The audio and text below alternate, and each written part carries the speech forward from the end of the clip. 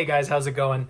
Anthony D'Elia here, your East Valley specialist, and I just wanted to bring you 3 things that you should be checking anytime you go look at a model home. Number 1, the first thing you want to check for is quality. Think about this. Anytime you get a model home, if you're buying a new build, I should say, the quality of the model home is going to be the quality of your home. So if there are touches like gaps in the baseboards, if you see tears in the carpet, the way that they constructed the model home should be the builder putting their best foot forward. I'm in a Fulton home right now. Fulton is a great mid-range product. They are high quality, but not high end. So you're never going to spend $1 million on a Fulton home, but they build a really solid home here in the East Valley in Arizona.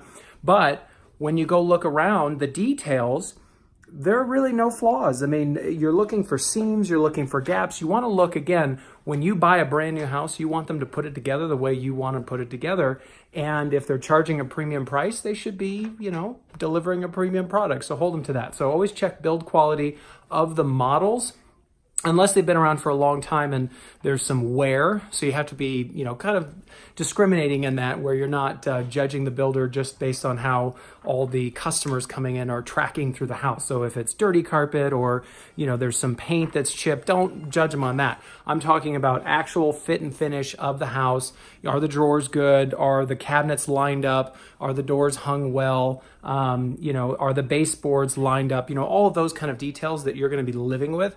Look at that in the model home. Second thing is, know that the price sheet that you get is not the price you're ever going to pay. I mean, I'd say the percentage of people that actually pay the base price for a new home is probably less than 1%, because there's always something that you want to change. Nobody wants white walls, and the cheapest, smallest 1-inch baseboards. So just know that most model homes are upgraded about 40% over the list price of the home, 40%. And so most people will pay 10 to 20%.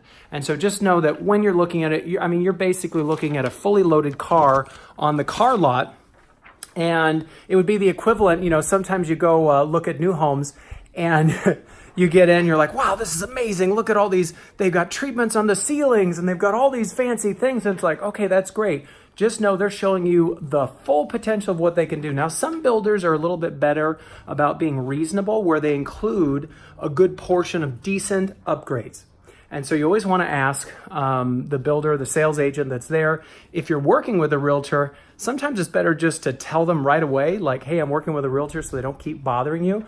But you always want to ask them all the details. What's included?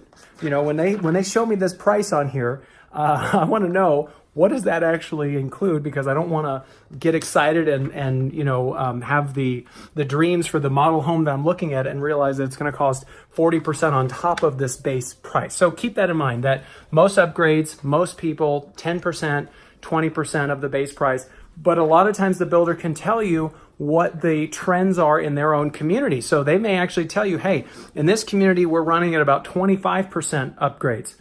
That's a lot. Some, because they include a lot in the base, maybe it's only 10%. So you always want to ask, but that's the second thing you always want to check for. The third thing is the lot. And there's a lot that you need to check with new construction. Always check details around the neighborhood, where you're actually going. But what you want to look for, aside from amenities and all that, is walk the lot. Look at the distance between the...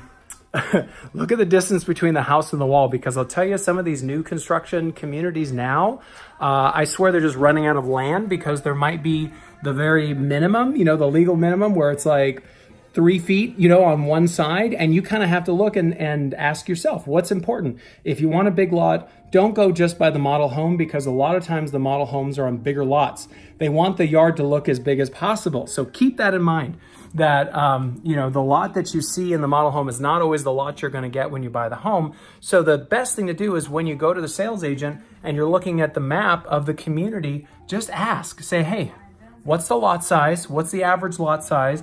And what's the lot size of that model home that I saw? Because they can tell you, and then if you're getting yourself in for something that you don't want, and if you don't want to be in a small community, maybe you want a big lot, whatever it is.